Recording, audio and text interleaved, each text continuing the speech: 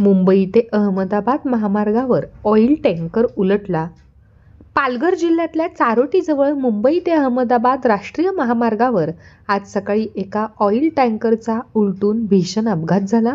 Oil tanker उलटल्यानं राष्ट्रीय मार्गावर टँकरमधल्या ऑइलची गळती होऊ लागल्यानं एकच खळबळ उडाली.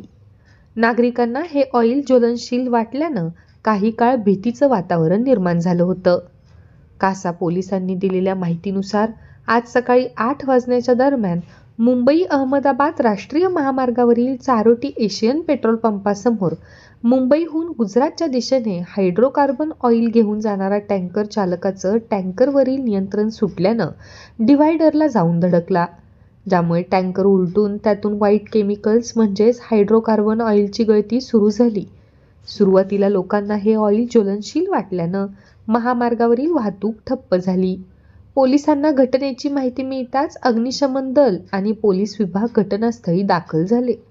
त्यावेळी टँकर ड्रायव्हर दुर्गाराम याने पोलिसांना माहिती देत सांगितले की हे व्हाईट केमिकल्स असून सिमेंट तयार करताना या ऑइलचा वापर केला जातो, त्यामुळे हे ज्वलनशील ऑइल नाही.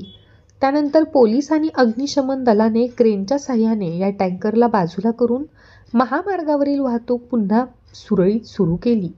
या टँकरमध्ये 10 लाखांपेक्षा जास्त किमतीचे केमिकल भरलेले होते. मात्र सुदैवाने या घटनेत कोणत्याही प्रकारची जीवितहानी झाल्याचं वृत्त नाही. जवळपासच्या लोकांनी याला ऑइल समजून डब्यांमध्ये बादल्यांमध्ये या केमिकलची भराभरी सुरू केली. पालघरवरून योगेश भांबरे सोबत मी करिश्मा गावडे, सिद्धेश्वर वार्ता न्यूज, पालघर.